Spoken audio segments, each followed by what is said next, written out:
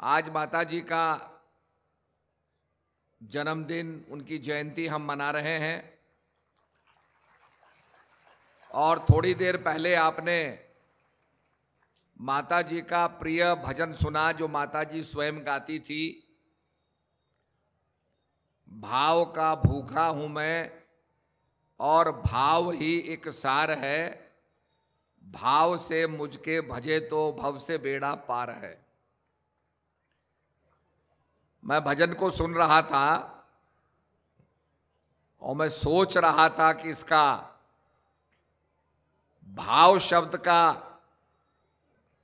English translation किया जाए तो बहुत से शब्द आते हैं, डिवोशन आता है, भक्ति आती है, पर भाव का एग्जैक्ट इंग्लिश में ट्रांसलेशन नहीं है। हम कई शब्दों से उसको समझाने का प्रयास करें कि क्या कहा गया है, भाव को इतना महत्व क्यों दिया गया है। भगवान कहते हैं कि मुझको अगर कोई व्यक्ति आभूषण देता है, धन देता है, संपदा देता है और उसके अर्पण करने में भाव नहीं है तो मैं उसको नहीं लेता हूं। और एक कथा हम सुनाते हैं कि दुर्योधन के मेवा त्यागे साग विदुर घर खाए, कि भगवान ने दुर्योधन के मेवा त्याग दिए, नाना प्रकार के, जिसमें किशमिश, काजू, बादाम, तिलगोजे, नाना प्रकार के मेवे त्याग दिए और विदुरानी के घर जाते हैं। विदुरानी से कहते हैं मुझे कुछ खिलाओ, क्योंकि विदुरानी के अंदर एक भावना थी, डिवोशन था, श्रद्धा थी। तो भगवान कहते हैं कि अगर श्रद्धा युक्त मुझे कुछ दिया गया तो मैं स्वीकार करूंगा, और श्रद्धा के बिना दिया गया, उसमें डिवोशन नहीं है, उसमें भावना नहीं है, तो मैं नहीं लेता।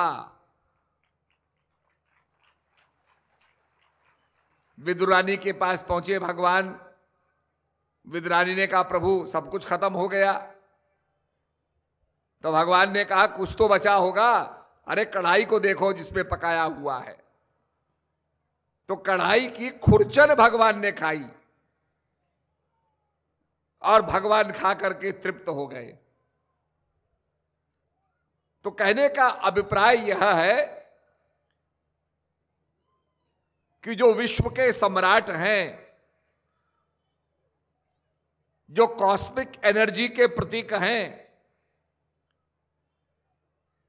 वो हमेशा भावना को देखते हैं।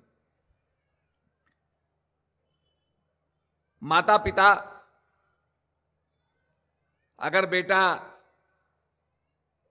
प्रेम नहीं रखता, भावना नहीं है, तो माता पिता को दुख होता है। और बेटा अगर प्रेम से सेवा करता है तो माता पिता बड़े प्रसन्न होते हैं। जब श्राद्ध का समय आता है तो हम लोग ये सोचते हैं, उत्तर भारत के लोग, कि भाई हम श्राद्ध मना रहे हैं,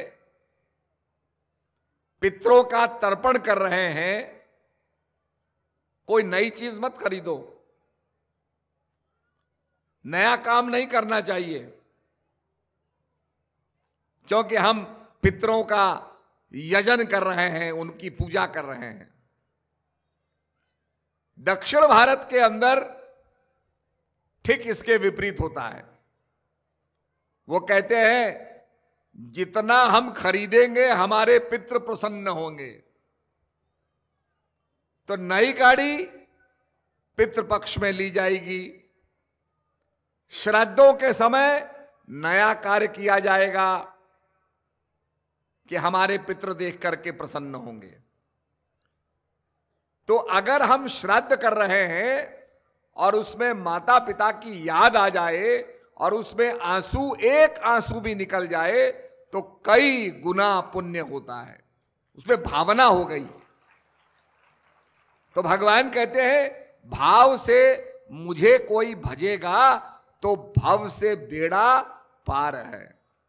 ये सारा जो इमोशनल संसार है ये समाप्त हो जाएगा अगर भाव से। देखिए भावना में कितना महत्व है। आपने भिलनी का नाम सुना होगा। भिलनी शबरी थी, बहुत छोटी जाति की थी। भगवान जाते हैं, अब भगवान उसको महत्व देना चाहते थे। अगर भगवान उसको एकदम महत्व दे देते तो शायद कुछ लोगों में रोष पैदा होता कि आपने बिल्ली को इतना मान कैसे बना दिया। तो भगवान क्या लीला दिखाते हैं कि पंपा सरोवर गंदा है, मैला है, पंपा सरोवर को साफ करना है। लोग प्रार्थना करते हैं प्रभु ऐसी कृपा करो ये पंपा सरोवर साफ हो जाए, बड़ा पॉल्यूटेड है। भगवान कहते हैं भाई बड़े बड़े ऋषि बैठे हुए हैं, तपस्या कर रहे हैं। उनसे आग्रह किया कि आप अपने चरण डालिए पानी में, आपके चरणों के प्रभाव से ये पंपा सरोवर पवित्र हो जाएगा। ऋषि भी आ गए, बड़ी बड़ी जटा वाले, बड़े बड़े नाम वाले, बड़े बड़े त्रिपुंड वाले, सब आ गए, सबने चरण डाले। पंपा सरोवर का जल पवित्र नहीं हुआ। फिर प्रभु राम ने अपने चरण डाले तो भी पंपा सरोवर पवित्र नहीं हुआ। तो किसी व्यक्ति ने पूछा भाई क्या कारण है?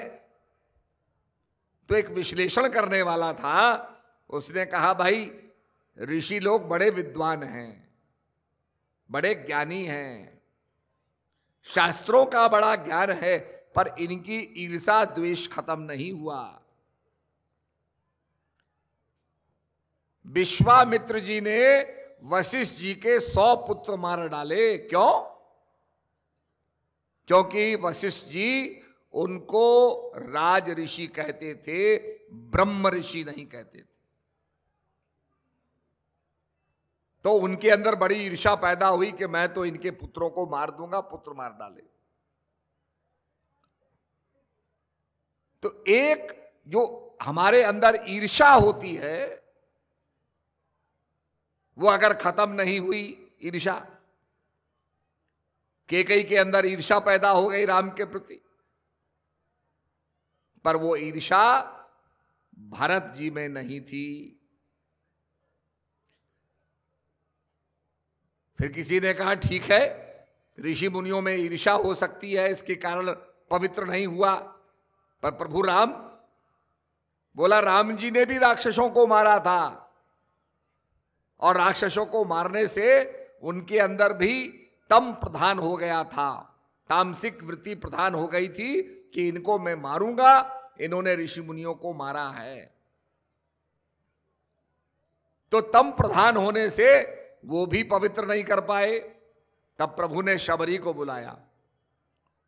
तो शबरी क्या कहती है? अधम ते अधम, अधम अति नारी। हे प्रभु मैं तो बहुत नीच हूं, मेरे को आप क्यों बुला रहे हैं? प्रभु ने कहा हमने सब देख लिए, अब शबरी तुम ही आओ। और शबरी के अंदर ऐसी भावना थी, सेवा करने का ऐसा भाव था, उसके अंदर ऐसा सद्भाव था, किसी के प्रति घृणा नहीं, ईर्ष्या नहीं। तो आप देखिए जब शबरी ने चरण डाले तो सारा पंपा सरोवर पवित्र हो गया। आज भगवान क्या कहते हैं? भिल्ली जात पात कुल की बढ़ाई मेरा विषय नहीं है। भक्तहीन नर सो वहीं कैसे, लवण बिना भव भंजन जैसे। भक्तहीन, जैसे कहा बादल होते हैं, ऐसे व्यक्ति भक्ति के बिना बिन जल बारिद बरस ही जैसे। भक्ति के बिना, भावना के बिना, श्रद्धा के बिना, वन पॉइंटेड डिवोशन के बिना क्या है, जैसे आप खाना खाओ उसमें नमक मिर्च ना हो, बेकार। हम जो कहें वो करें, जो करें वो कहें, इसमें मतभेद नहीं होना चाहिए। और जहां ये मतभेद होता है कि हम आंख बंद करके बैठ गए और दुनिया को लग रहा है ये ध्यान कर रहे हैं और हम विषयों का चिंतन करें, तो ये मतभेद फल देने वाला नहीं होता। इसलिए भगवान कहते हैं, बिल्ली तेरे अंदर सद्भावना है, किसी भी ऋषि के प्रति तेरे अंदर द्वेष नहीं है। तू तो प्रातः काल उठ करके ब्रह्म बेला में ही सारी ऋषियों की कुटिया के आगे झाड़ू लगा देती थी। स्वच्छता अभियान बिल्ली का जीवन था, साफ करना।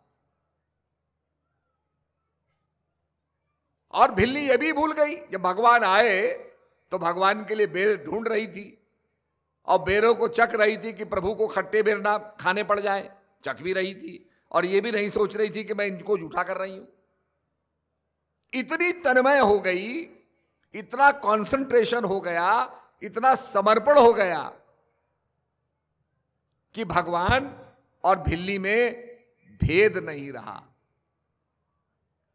तो जब ये अवस्था हो जाती है तो निश्चित रूप में भगवान बिल्ली से कहते हैं कि बिल्ली, जात पात कुल की बड़ाई, ये जितनी ये पदवियां हैं और ये सब चीजों से मेरा कोई मतलब नहीं है, मेरा केवल भक्ति से मतलब है, वन पॉइंटेड डिवोशन से मतलब है, जो एक निष्ठ हो, एकाग्र हो। जैसे हम बंदूक का गोली चलाते हैं या हम धनुष को लेकर के आंख बंद करके तान करके तीर चलाते हैं, उसमें वेवरिंग नहीं होती, हाथ नहीं कांपता, हाथ नहीं हिलता, उसमें साधना होती है, उसको साधा जाता है। और जब तीर लक्ष्य पर लगता है तो भाई ब्रह्म की प्राप्ति होती है। और सतगुरु महाराज की कृपा से, जिसको कहा एक ओमकार सतनाम करता पुरुष निर्भव निर्वैरु अकाल मूरत अजूनी श्याम हो सतगुरु प्रसादी। सतगुरु महाराज के प्रसाद जो प्राप्त होता है, तभी तो कहा हरि कृपा ते संत भेटिया नानक मन प्रकाश, ज्ञान अंजन सतगुरु दिया अज्ञान अंधेर विनाश। ज्ञान का काजल सतगुरु महाराज ने दिया और उस काजल से क्या हुआ कि सारा जाला जो था, मल विक्षेप आवरण का जो जाला था वो दूर हो गया, क्लियर हो गया। आपने देखा होगा जो चश्मे लगाते हैं, चश्मा उतार दें तो सब चीज ब्लर्ड हो जाती है और चश्मा लगाते ही क्लियर हो जाती है। जो ब्लर हो गई वही क्लियर हो गई। ऐसे ही गुरु महाराज का जो अंजन है वो ब्लर्ड चीज को क्लियर कर देता है। ये माया के अंदर से ब्रह्म का जो क्लियरिटी है वो सामने आ जाती है, सच्चाई क्या है, सत्य क्या है, असत्य क्या है। इसीलिए जगत जननी माता कहा करती थी, तुम तो ज्ञान के पुत्र हो, you are sons of knowledge. तुम तो ज्ञान के पुत्र हो, तुम हंस के पुत्र हो।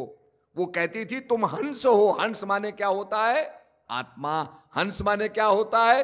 वो हंस जो मान सरोवर में रहता है और जिसके बारे में कहा जाता है कि हंस के सामने आप मोती रख दें और पानी रख दें, वो मोती को चुग लेगा, पानी को छोड़ देगा। उसके सामने दूध और जल मिला के रख दें, वो दूध को पी लेगा, पानी को छोड़ देगा।